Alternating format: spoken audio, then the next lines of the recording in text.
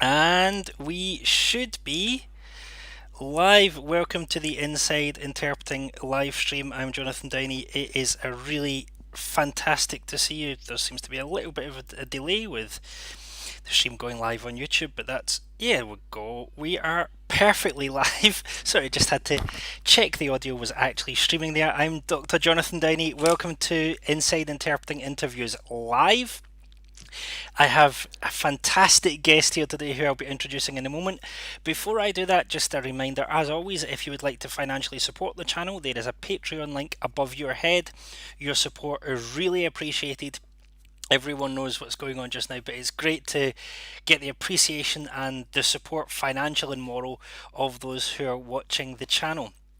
With me here, I have probably the foremost authority in interpreting technology. Josh Goldsmith Wow, you is a flatter me, Jonathan. Alex Drexel was going to kill me for that. Josh I have Goldsmith is. published more than he has. Oh, it's a race now. Josh is a. We work together all the time. I know that's you have to have a bit of rivalry. That's how everything works. This is going to take so much editing in the edited version. Josh Goldsmith is a UN and EU accredited translator and interpreter working from Spanish, French, Italian, and Catalan into English. Means you're really into romance, I guess. He I splits am his time indeed. between interpreting, translation, and working as a trainer and researcher, focusing on the intersection between interpreting technology and education. He's a lover of all things tech, and as we all know, he shares his tips about technology, translation, and interpreting at conferences and workshops, academic articles, the Interpreter's Toolkit column, and on Twitter. Josh, welcome to Inside Interpreting Live. Thanks, Jonathan. It's a pleasure to be here. So everyone should. Well, this is the second interview. Aha! Alex is saying, "Calm down, guys." Alex Drexel's here already, so we should all know. If you've watched the first one, you should know how this works. Very shortly, I'm going to hand over to Josh, who's going to do about 10-15 minutes of talking and demos. This is suitable for academics and practicing interpreters. And then we're going to throw the floor open. We have a small number of questions sent in advance, but you can send your question on YouTube at any point. I have the YouTube chat window open already. Send in your questions at any time, and I will throw them to Josh and watch him answer them. We enjoy seeing guests squirm on this channel. So, Josh, without any further ado, after we've said hi to Alex and Tatiana, over to you.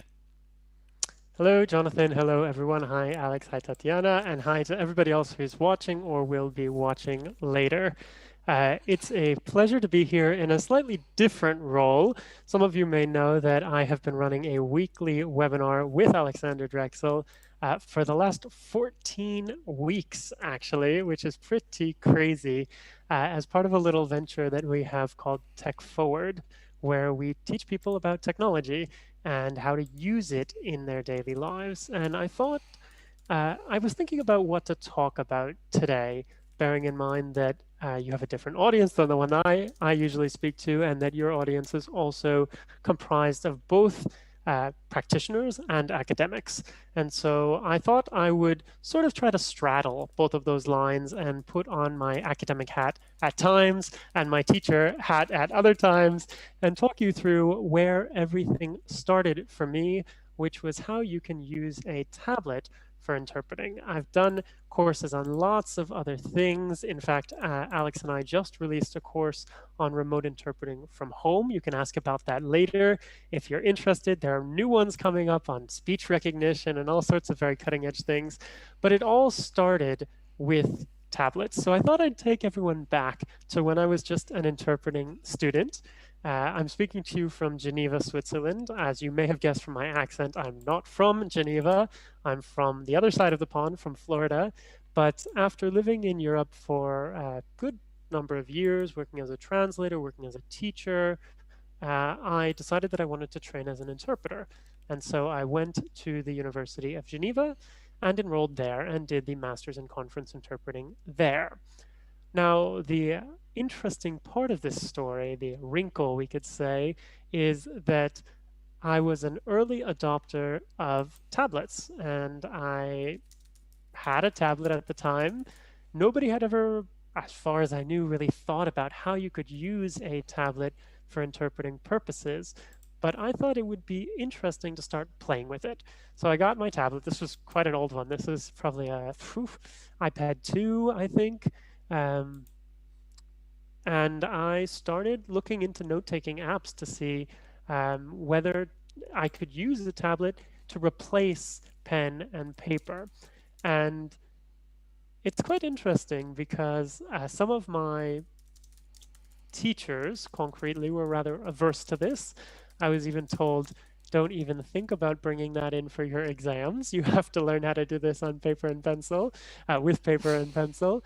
And over the months of studying and then in the years to follow, I did a lot of work on using a tablet. And in fact, I wrote my master's thesis about using a tablet for consecutive interpreting. I co-wrote it with Josie Hawley, who is also an interpreter based in Geneva. And since then, I've sort of taken that topic and run with it and looked at it from lots of different angles. And I thought maybe I would just briefly talk you through some of it, keep things lively so you don't have to look at my mug the whole time, show you a few images. I'm even going to put Jonathan on the spot and ask him to improvise a little speech so you can see how consecutive on a tablet works. Maybe briefly tell you about how I use it for preparing for an assignment too, and I'll share some results from my research. And I thought since we're straddling the two lines, I'd start with the research. So my earliest research on tablets, using tablets for interpreting, it was very early on. We're talking 2014, 2015. And so there were very few people out there, but I wanted to speak to the pioneering tablet interpreters and see how exactly they were going about using cutting edge technology in their work. And so I did I don't have to go into too much of the details. I can share them with you if you're interested, but basically a series of semi-structured interviews where I interviewed people with a series of questions that were flexible so we could probe at the interesting bits, transcribed them, coded all the interviews, and then pulled out some key takeaways. And the key takeaways, with the big caveat that the people I spoke to were obviously early adopters, so they were interested in the topic, but the key takeaways were that the people I was speaking to tended to like this. And this was way before we got to the point where we've got a good stylus, right? This was in the early days of styluses, in the early days of tablets, when the technology wasn't as good as it is today. But even so, these early adopters said that they really enjoyed using their tablets for their work. And I thought I'd just share a few of the benefits, which you'll see in just a minute when I get to a demo. So first of all, there are some visual advantages of working with a tablet. For example, instead of being there with the pad and paper in your hand, turning page after page after page with the rustling that might involve for a consecutive interpreting assignment, you're working with a screen. So it is silent. And one interesting thing that stuck with me from the interviews that I did is that one or two of the people I spoke to said, well, if you're a doctor and you're using a tablet, you look professional. The same is the case for interpreters. If you're using this technology, it makes you look professional. And so in addition to the ways that it can help us with our work, this kind of technology can actually make you stand out as an interpreter, whether it's among your peers or among your clients. And I looked at all of these aspects. I won't go into the details now. You can read up lots more in all of the articles I've published on this later. Another thing that I really like about working with a tablet is that it's possible to split my screen in half. And I'll show you what that looks like in a minute. But the gist of it is that you can have your notes on one side and reference materials on the other, which is, I mean, I used to do this with a clipboard. I would bring along a clipboard and I would have a printout, and then I would have my notepad parked on the clipboard, and I would be trying to juggle between the two things when I was interpreting, doing consecutive, especially when standing up and things like that. It was quite a balancing act, and I love the fact that I can see different things at once, and it's not just me. This is what I found in the research that I did. Also, that your tablet sort of has everything on it. So you can have your reference materials, you can have dictionaries, all of that with you instead of lugging around whatever you might need, a 50-page document or a 300-page 10-pound dictionary. You can have all of this in very, very small, easy to use tools. So that was sort of the main takeaway that came out of my research, is that this may actually provide benefits. And I know, Jonathan, you asked me about sort of cognitive load and whether technology could be a distraction. And maybe we can talk about that a little bit later after we finish the sort of talk Mm. piece, because I'd love to talk about that. And I think it probably depends on the kind of technology that you're using. And we can talk about speech recognition, because I think that's an excellent example for that. But let's dive into the fun part. Time to actually show you what I'm talking about. So let me just pop up my tablet. There it is. And this is a note in a note-taking app called Notability. And I'm just going to ask Jonathan to improvise a little speech, putting you on the spot right here so people can see what it actually looks like to take notes. I'm just using a stylus. This is an Apple Pencil. This is the first generation Apple Pencil, and my iPad. And I'll cut you off, but 30 seconds or a minute just so people see what it looks like. And I'm just going to go vertical because I prefer to take notes vertically, and because it sort of resembles actually a notepad. And let's go for it.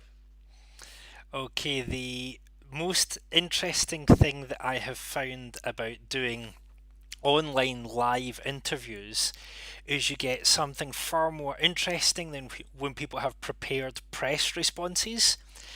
It also means that you have to be as technologically aware as you are personally aware as you are socially aware, and so you have to realize that the technology changes how you do the interview, but allows you to do the kinds of interviews that you would never be able to do if everything was perfectly recorded and perfectly preened.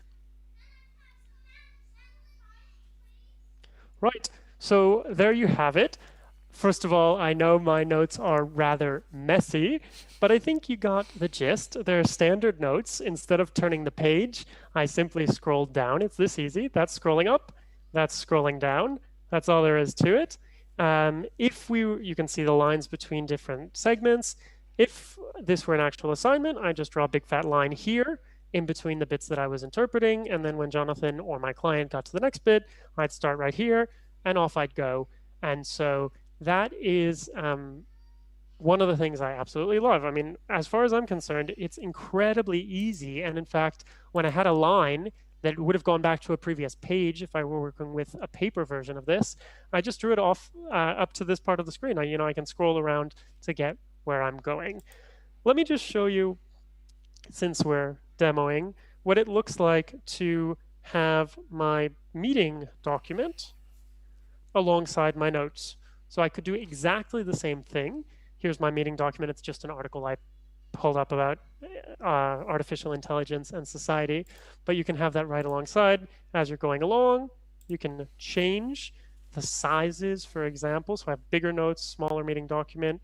I could put something else in there if I wanted to put a glossary there, or if I wanted to put a lingue, for example, to look something up. There you go. So there are lots of different possibilities for working with a tablet. This is just scratching the surface, but I wanted to mention a few. And I thought the last thing I would tell people about in this sort of talk that's an interactive demo to tell you about what I'm really excited about was how this annotation works. So this is a free app for iPad and Android. I'm using the iPad version, but it's available on both, and it's called PDF Viewer. And pretending this article were my meeting document, it would be as easy to annotate as just clicking this little annotation button at the top. And then I can pick a highlighter, Northwestern University, Kai Fu Lee. If I wanted to maybe, say, oh yeah, this is really important, I could put a star here. If I want to underline things, I can do that too. There's lots of different possibilities. So I actually do this on a regular basis to prepare for my assignments. And I'm a huge fan of using tech for my work. And I mean, I could go into this a lot more, but I know I was supposed to speak for about 15 minutes, and I'm basically at the 15-minute mark. So I'll just say that if this has sort of tickled your fancy, then ask me any questions you might have about using a tablet or about, frankly, any type of technology. In fact, this book that I brought along to show you, green screen doesn't look very well on the doesn't work very well on the green screen since it's a green book. But this book that was just published is my most recent article, which is about terminology extraction tools for interpreters. So a completely different story. This was in Interdependence and Innovation in Translation, Interpreting, and Specialized Communication, which was just published. And you can hear all about how interpreters, what kind of tools for terminology extraction and management interpreters are looking for there. So yeah, I'll mention in passing that many of you who are watching know this, but we have an online school, Tech Forward, Forword, like the play on words there, .com, where we've got all sorts of courses, including our flagship course on using iPads for interpreting. And if this has tickled your fancy, we've got a little special we're running just for Inside Interpreting listeners. It's a 4-course package, and we're going to give you one of them for free using the discount code buy3 get 1.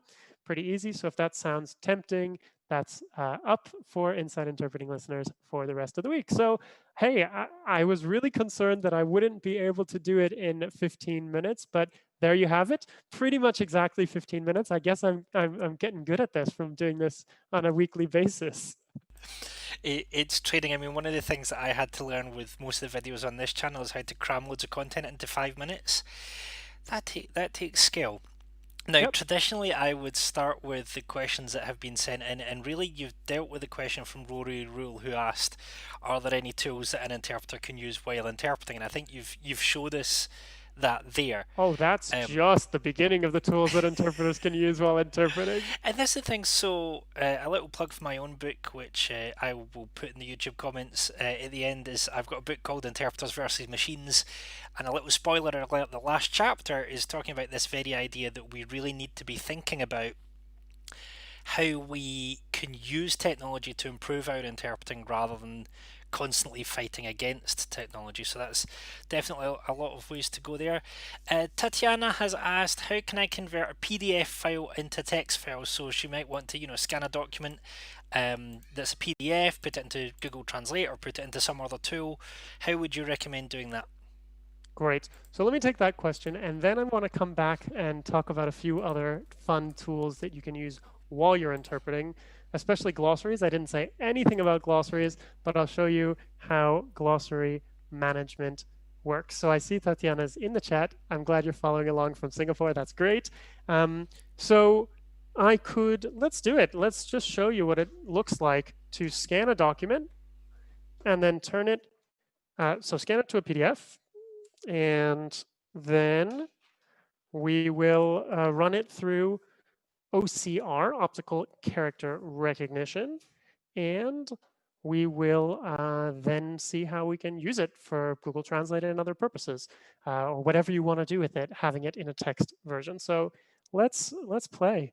Let me just pull up. All right. So here we go. Again, I'm just sticking with my iPad because I had it at the moment. You should now be able to see my screen. And I am going to use, so I just popped off the keyboard, that's why it popped up. I'm going to use Notes, Apple Notes, and just take a photo, a scan of one of my Portuguese documents. Some of you know I'm trying to round out the Romance quintet, I guess. I'm learning Portuguese now. And so I have a document in Portuguese about mental illness. My teacher gave this to me to work with. It's a printed document. I know that's rare for me. And we are just going to turn this vertically because it's easier to use and tap on that little photo right there at the bottom. I'm just going to go to Scan Documents and then hold this right over my document. Oops, you can see I've got all sorts of tech on my table. See, it should snap right there to the page. There it is. And voila, I'll just hit save. I could take more, obviously, but we're just going to go with a single page. There you have it. I'm not going to walk you through saving it and all that jazz because that's the boring part. And we talk about that in our courses if you're interested. What I will do is show you how you run this through online OCR. There are lots of tools out there for OCR, but one that is free if you want to play with it, that is web-based, is called onlineocr.net. So here it is. It's just pulling it up right now. So I'll pick the file. Remember, I'm not talking you through saving it, but I've already saved it. And here it is, Doença Mental. It's uploading right there. Obviously, since this is web-based, I'm not going to use it for anything that's confidential. But this was printed from the internet, so I think it's just fine for this purpose. And then I'm going to pick the language. In this case, I'm working with Portuguese. You can see there's tons of languages covered in this tool. And I pick the output I want. Oops, I seem to have picked English and Portuguese. There we go, just Portuguese. And I decide what format I want it in. We'll just go with doc, that's fine, and convert.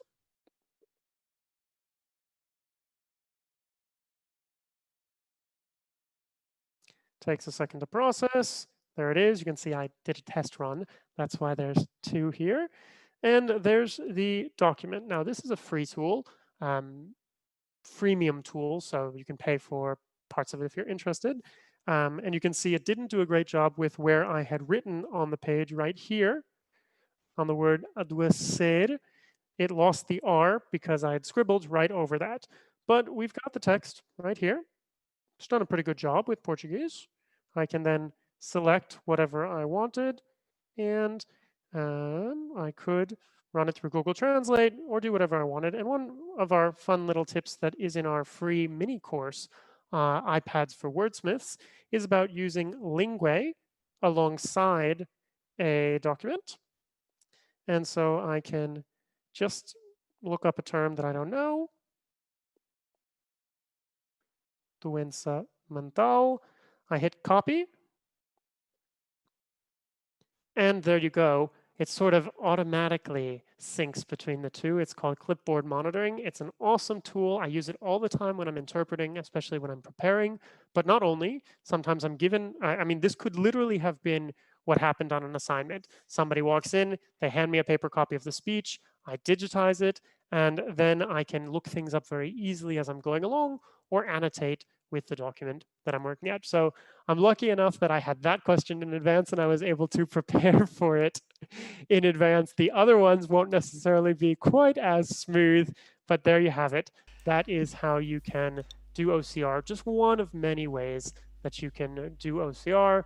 But I thought I'd share that because it's free, it's web-based, it's platform independent, it covers a lot of languages, and this tool's been around for a long time. So, yep. I'm glad to hear, Tatiana, that that's going to be helpful for you. That's a good reason why I often ask people to submit things in advance, because it allows some smoother responses. But I think this is interesting because I remember talking a while back about if I could have one tool. You know, I was never massively convinced about the tablet interpreting thing, but if I could have one tool, it would be a tool that would go through a document and find mine terminology for me and say to me, do you want to look this up? And with being able to kind of scan documents like that, just to check, are there equivalent tools available for those of us who are Android lovers rather than Apple lovers? Of course. I mean, you're asking about 2 or 3 different things at once. Yeah. So, but yes, let me start with terminology extraction. We can go for it. Let's see if I can show you how it works. You know what? I'm going to do this with Sketch Engine because that is platform independent and it will run on all of your devices. And I've got it on my tablet too, but I mean, you could open it on anything. So Sketch Engine is a tool that has a lot of different functions. Let me just one-click terms, it's called.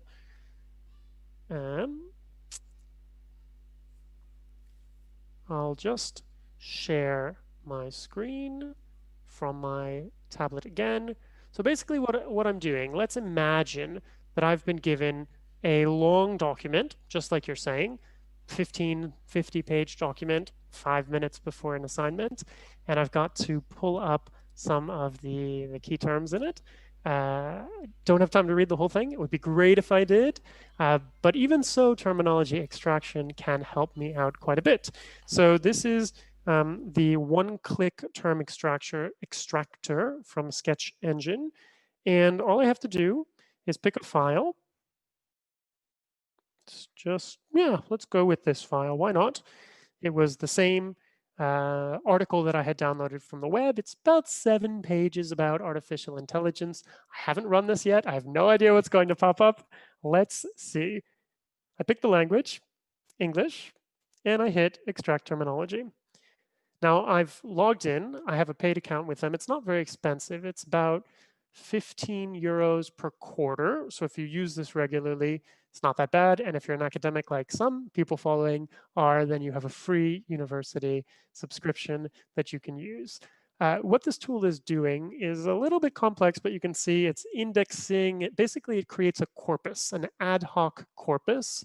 So it takes all of the words in the document and it's testing to see how frequently these words pop up, if they're overrepresented in the document, especially in comparison to a standard corpus for that language. So it's likely, for example, that artificial intelligence, oh, look, I didn't even log in. So this is the non-logged in version that you're getting here, that artificial intelligence will show up more frequently because after all, it is not that common in everyday speech, but it is overrepresented in this article. And there you have it. As single word AI is the #1 hit.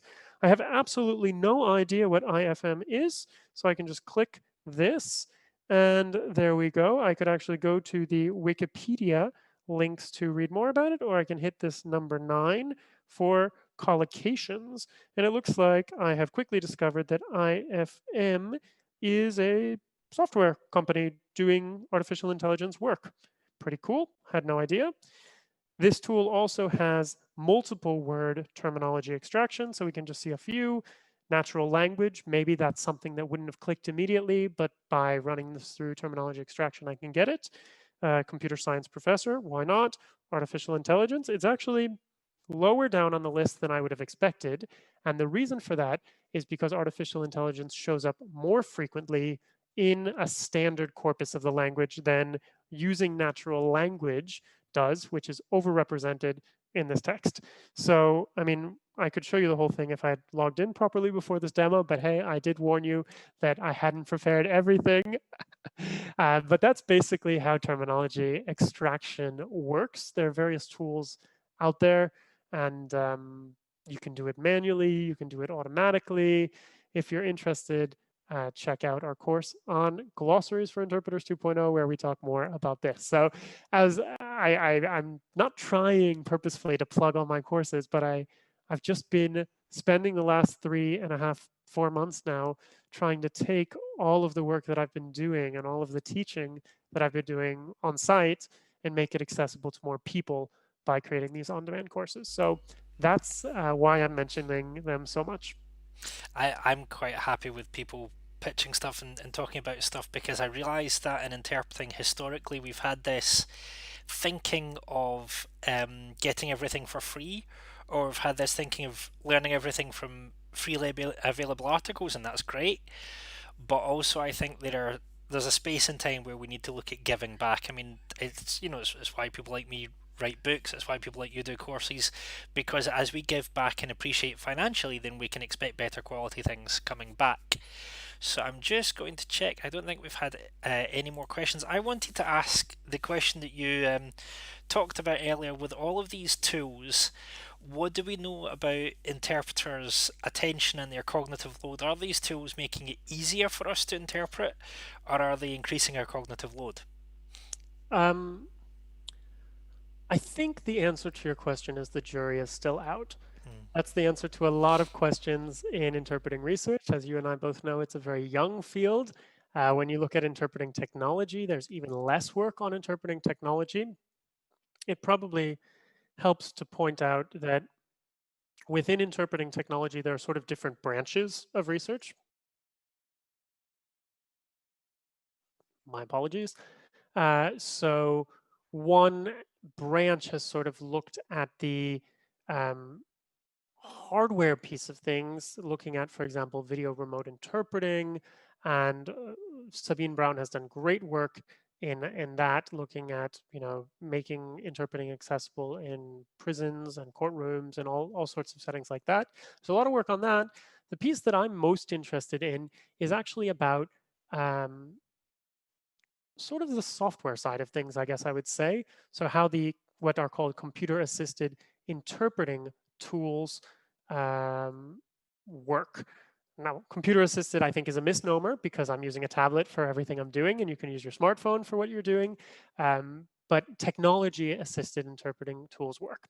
So this is a long introduction to get to telling you about one very interesting study, well, a series of very interesting studies done by Bart de Frank and colleagues in Ghent, at the University of Ghent.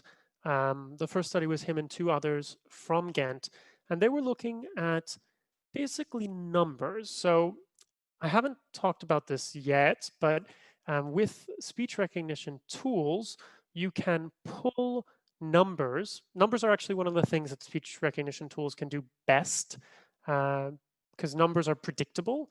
There's a small subset of numbers as compared to an basically unlimited set of words in including proper names and such in the language. So numbers are pretty easy for a piece of software to get right.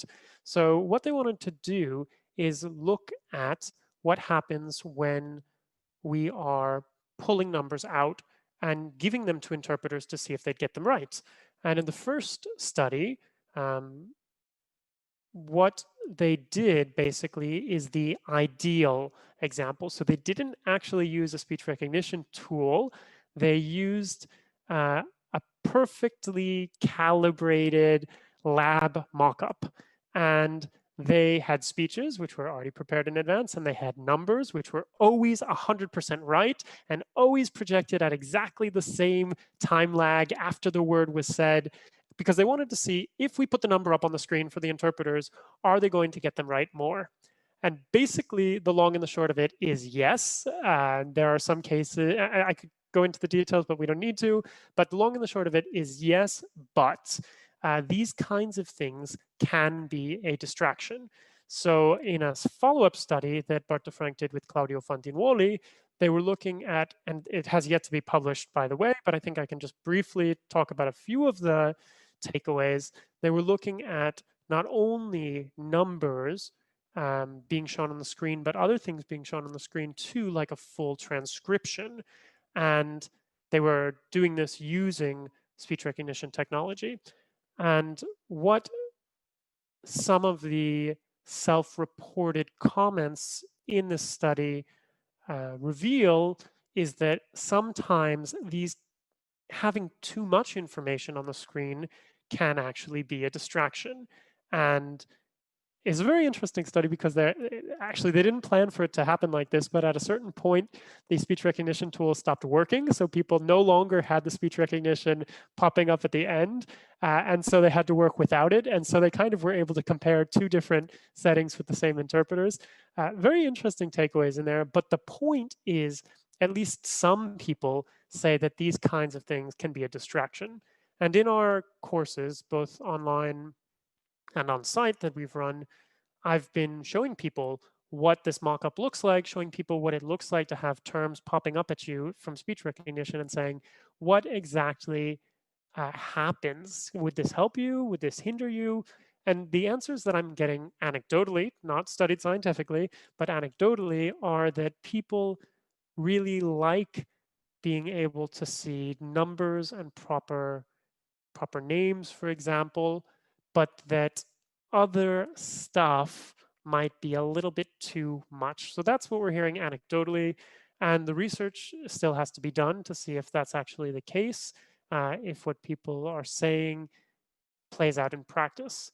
There's other interpreting research on multi multiple sources of input, basically. For example, research on what's called sim text, so simultaneous interpreting with text. And you can take a look at that, but basically it requires a bit of a shift if you have different sets of inputs, not just hearing, but also being able to follow along in writing. And for some people, that may be a help, and for some people, that may be a hindrance, and it may depend on a lot of other factors too, like how closely the speaker is actually sticking to the speech itself, or if they're wandering all over the speech, in which case that those multiple sources of input, might actually be leading to more cognitive overload rather than helping. So that was a very long-winded answer to tell you that the jury is out. In some cases, these kinds of multiple sources of input, there we go. That clearly is a set phrase that must have come up in some economic stuff I was doing this morning. I was interpreting about the Portuguese budget for the record, so that was what I was practicing. Multiple sources of input may indeed help, but they may throw you off. Yeah, that whole sim with text thing reminds me of one speaker that I interpreted in. I was working with a booth mate for the first time. The guy had like 30 years of experience, and I said, this guy's talking on computer games. I've been playing computer games since I was 4. I'll take this guy, it's no problem. The text arrives 5 minutes before he's due to speak. And he, instead of doing 20 minutes on computer games, he did 17 and a half minutes on the ancient Greek education system and 2.5 minutes on computer games. And he did the whole going different ways in his speech than he'd actually written. So yeah, they can be a real distraction. We've got another question from Tatiana saying, Josh, can you explain why you don't recommend terminology extraction tools for PowerPoint presentations? Oh, that sounds like there's a story behind that, Josh. Well, there is a story behind that. Tatiana and I were actually emailing about this topic, and it's hard to go into this in much detail in an email. So it's actually very closely related to what I was just talking about 10 minutes ago, which is how terminology extraction tools work. So, oh, I'm still showing you this very lovely screen. See, somebody should have let me know. I didn't want to interrupt you when you were in full flow. You could have. Now you get to see a much larger image of my lovely smiling face. And now I have to correct the audio desync issues as well. Wonderful. All right. So basically, as I was saying, an ad hoc corpus is built when you do terminology extraction, whether you're working with a single document or multiple documents. So it's possible, for example, that you're doing an assignment and you're sent 10 reference documents, and I upload them all to Sketch Engine, just like you saw, or upload them all to another tool that would do this, like Interpret Bank. And then what happens is the tool creates this ad hoc corpus, and it goes through it, and it looks to see what terms pop up most often. And so obviously the things that pop up most often are words like the and a, and it ignores those things. Those are called stop words. Those in literature, that sort of stuff is called noise. It gets in the way of getting you the terms you actually need extracted. So that stuff is ignored, and then it goes through and it looks at single words and multiple word term candidates. It hasn't determined that they're terms yet, and actually that's a whole nother story. We're not going to get into that because that's a whole nother kettle of fish, what exactly a term is. But it goes through and it tries to find out what might be unexpected. So AI, for example, in our demo that we just did, was unexpected. It showed up a lot in that document. And so it finds that using statistical tools, probability tools, basically. As I said before, it compares that both to the document as a whole. So if AI shows up an awful lot in this document, okay, that's weird. If it only shows up, and that's what the numbers were in here. We saw, 71 hits for AI. That means, whoa, that word is a big one in this document. It must be. Here's the problem. If you're working with a PowerPoint, I don't know what your average PowerPoint for one of your assignments is. Mine is probably, we'll call it 15 or 20 slides for a talk, maybe even shorter. maybe even 8 slides for a 15-minute talk. But we'll call it 15 slides. There may be, I don't know, 3 or 4 bullet points per slide. And good practice around writing presentations also says that you shouldn't have tons and tons of text on your slides. I mean, I know, Jonathan, you wanted me to speak without slides, which is also awesome, because it's even better when you convey what you're trying to say without putting too much stuff on the screen to distract people. Anyways, we have a slide. It's got 12 words on it, 20 words on it, or a little chart with some numbers on it. What is the tool going to do with that? When it compiles a corpus for that PowerPoint, that corpus might have, well, let's just do a little math. 20 words per slide, 15 slides, it's got 300 words.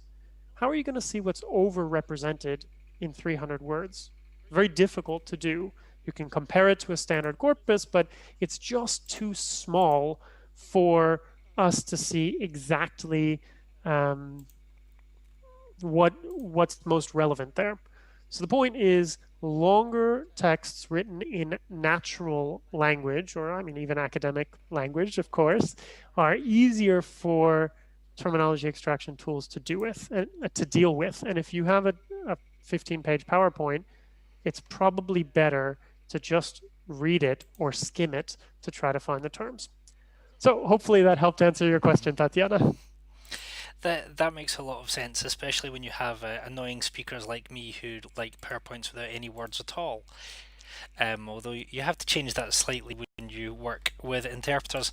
So I mean, it's interesting that we've gone from, I feel like, preparation to during the interpreted event.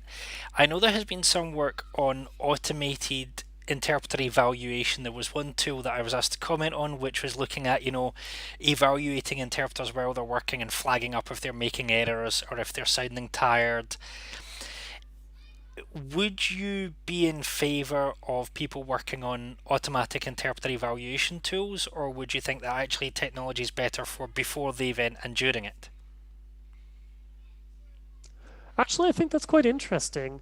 Um, I'd love to read that. I haven't read that study, but I I think that automated evaluation could be helpful for actually giving you on the fly feedback that might help you to improve your interpreting and at the end of the day making you a better interpreter. So what do I mean by this? Um, one remote interpreting platform is working on a tool that they call an AI bot. And I think the principle is quite simple. It listens in on the conversation and it tries to figure out terms are used most frequently by the people who are speaking. Just like interpreters do, we listen to our speakers and we harvest the great terminology that's coming out, authentic examples of language in use. And so a machine can definitely do that. It can transcribe, do live transcription as we're going along, pull out those key terms. And then what's interesting is it could be doing that with your output and with the output from the speakers in the room. Of course, looking at, well, maybe not, of course, but in this case, looking at one language. It could probably be done with multiple languages as well, but it gets a lot more complicated. And it could be saying, well, Josh, you've been saying terminology extraction, but everybody in the room is saying term extraction for this. So maybe it actually would be better if you start saying term extraction because that's what your listeners want to hear. That's the kind of thing that I think could be interesting both during an assignment and after an assignment. Now, granted, that kind of feedback might be easier for you to digest when you're on your half hour off than when you're on your half hour on. But if you start merging all of these pieces, so we have terminology extraction from live transcription, right? Live speech recognition, turning it into a text, looking in your glossary to see which terms are in that glossary, and giving you some equivalents that you can use while you're interpreting. That's really great, by the way. I have a little demo of that. Maybe we can just pop it in later and people can take a look. Hmm. What about if you start merging that piece of assistance, which is during the event, with a computer trying to help you out? And I think that maybe that's my key point is we want tech to be helping us, not harming us. I think, Hmm. sure, people could use tools like the one you're referring to try to automatically assess interpreting quality. Of course, that is a huge kettle of fish. We all know that quality means a lot of things. And Jonathan, I know you have a lot to say about that. And a lot of it isn't actually about the output, but is about the experience for our users. And um, we won't go into quality. But my point is that I think that that kind of use of technology may not be as helpful. It Hmm. could be quite interesting for students who are learning how to interpret if a tool could automatically go through their output and say, for example, oh, look, you said 50 times. Maybe that's something you could work on, and it flags the ums, and the student says, oh, I didn't even realize I was saying quite so frequently. That is something that I want to work on, and then for their deliberate practice, that they make that their aim for the next session or the next 10 sessions, and try to cull the ums from their vocabulary. And it doesn't only apply to students, it could also apply just as well to practitioners. So I think that there is a place for such tools. It's That was really quite an interesting. interesting question, Jonathan. Thank you. It was an interesting tool, and it was a certain news service asked me to comment on it, and they were surprised that my response wasn't the straight yes or no. It was just actually this is complex, and we have communication issues. And talking about communication issues, that's a perfect segue. We have a question here from Rosette Toffilis who asks, are there tips for communication between two interpreters who can't see each other? This is something that you're going to The have a lot to say million about. dollar question that keeps coming up time and time again. I'll give you the short answer, but the long answer is look at a free webinar that Alex and I ran called the Remote Interpreter's Companion, where we discuss this at length, or check out our new course on remote interpreting from home, where there's an entire module about this, how you can nail your handovers at a distance, how you can set up a back channel. We actually have a free mini course called Getting the Right Mix, which talks about how you can use both software and hardware mixers to be able to hear your colleague if as they're working, if you can't hear them with the platform that you're using. So uh, let's try to answer this briefly. If you're in the booth with your colleague, what do you do to communicate? You can speak before you get started, right? You'll talk about how you're going to divide up the turns, right? Jonathan, you said, oh, I know a lot about video games, so I'm going to start. So maybe that would be the case. Oh, I know a lot about Ecuador. You know a lot about Peru. Why don't I do Ecuador? You do Peru. Perfect. I'll do this speaker. You do that speaker. Those kinds of communication that happen before an assignment starts can still happen even if you don't see your colleague. You simply find a way to communicate with your colleague, whatever that looks like. And I think a practice run is essential here, where you can talk through these communication tools you're going to use and how you're going to go about it. And you decide, okay, we're going to split up the speeches like this. Great. Step one, pretty easy. But what happens to when you're actually interpreting? In this case, you're going to want some sort of tool so that you and your colleague can communicate at a distance in real time. And this applies whether you are in two booths next to each other in the same venue, which I have been doing a little bit recently in Geneva with remote meetings where they have the interpreters come on site, but they have most of the participants off-site, and they're putting us in separate booths. This is also what's going on right now at the EU for many meetings. And so how do I communicate with my colleague who's next door? I could knock on the glass, and I could hold up a piece of paper. That's certainly possible, but it's distracting, colleague might miss it, not all that easy to work with. So our recommendation is either to use a shared digital notepad, which you can use a tool like Google Jamboard, which is free and works quite well. You see things appearing in real time there, or to use a shared document like Google Docs for that. Now, Google's not the only option. There are other tools out there, but these are some of the easiest ones that most people have access to. Another tip is to not use the tool that you use outside of work as your main communication channel. What do I mean by that? If you're on WhatsApp all the time, when you walk into the booth, you're going to hit do not disturb on your phone and ignore your WhatsApp messages as they're coming in so that you can focus on your interpreting. So it's not going to be all that helpful if you say to your colleague, oh yeah, Jonathan, you and I are going to communicate on WhatsApp, and you're trying to wade through all the rest of the messages about your child being ill and what are we going to have for dinner and do you want to come to my birthday party or what, my Zoom birthday party, what have you. That sort of stuff is going to be distracting. So you want to have a channel that is used exclusively for that purpose if possible. I think that is the short version of the answer. There's a much longer version in other courses, but I want to get to other questions because I see others are coming in. Yep. So Caroline has asked, do you have any tips to educate clients for remote interpreting? Client education, that's a subject of a debate in itself.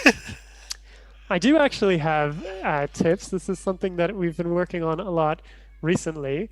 In fact, we are working on putting together a little video that you'll actually be able to share directly with your clients, talking them through different tips. But I'll tell you a little story to answer this question. And the story is that last week I was working at the International Labour Organization, and I was talking to the technician. And I said to the technician, we all have pretty good sound, but the real problem is our clients. They are not using headset microphones. I mean, when I was there a little bit before then, there was even somebody who was on another assignment who was had their cell phone in hand like this, sitting outside on their porch, trying to just look at their phone, and that kind of stuff doesn't work. So I said to the technician, how do we convince people about the importance of using the right technology? And he said to me, well, we send them a flyer and it has lots of tips in it. And we put the most important things at the top in big bold letters.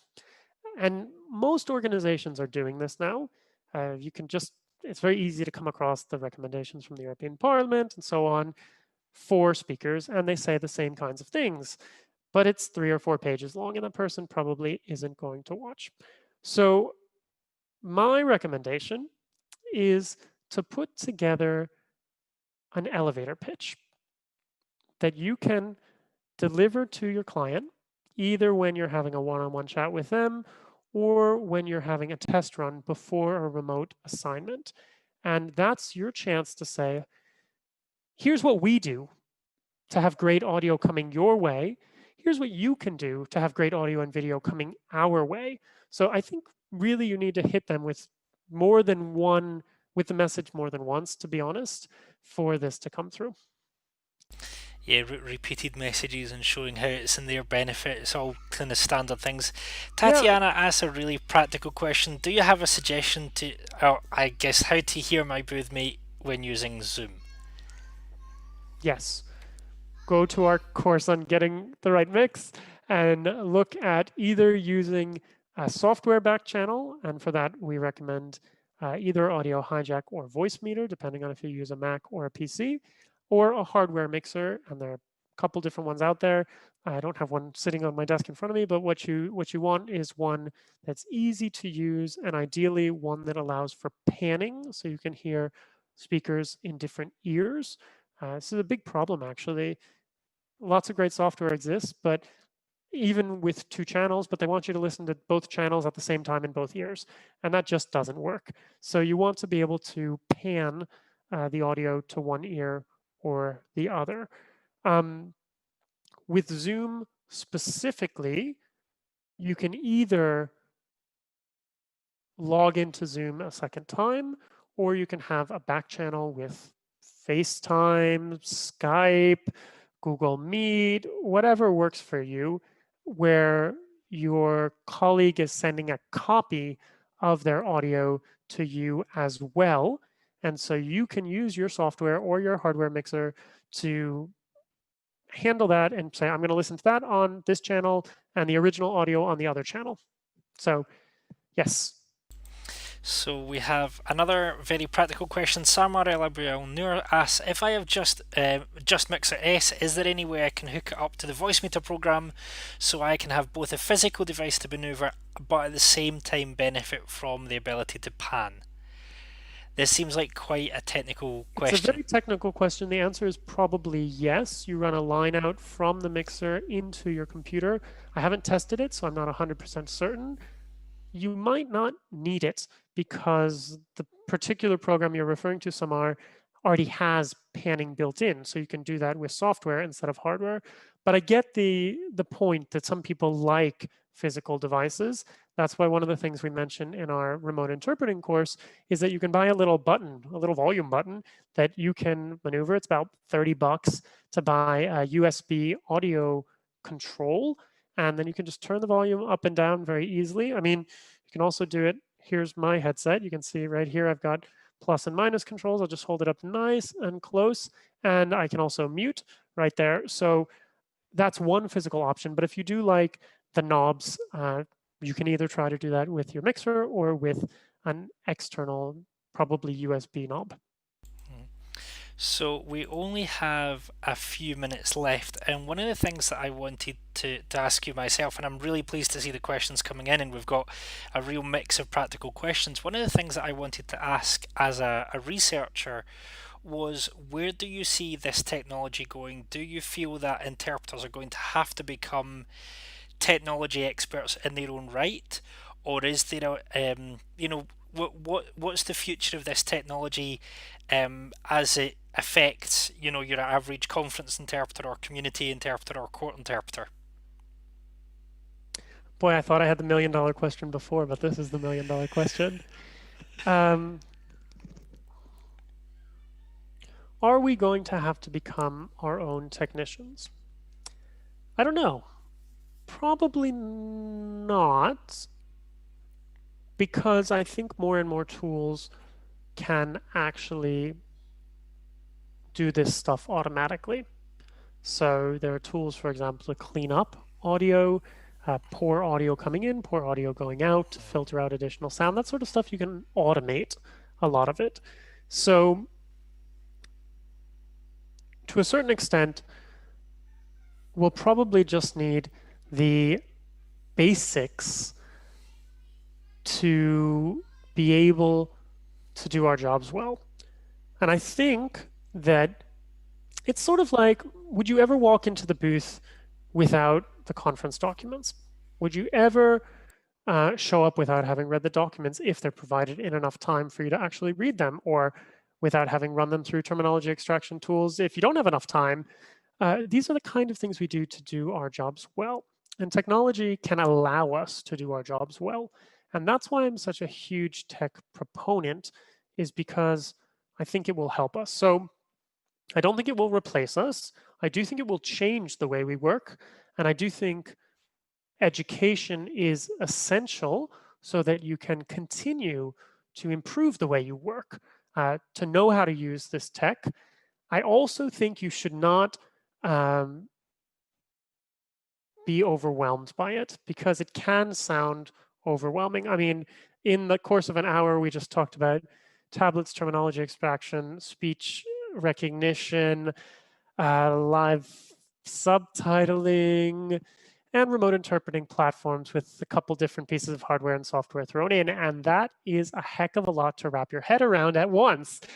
Don't worry, slow and steady definitely wins the race. So I always tell people, pick one thing you want to focus on and focus on it for now. That's the reason that our courses are divided up into bite-sized chunks with exercises to accompany them, is because we think that that approach is the best way to digest different tech tools and approaches. So basically, slow and steady.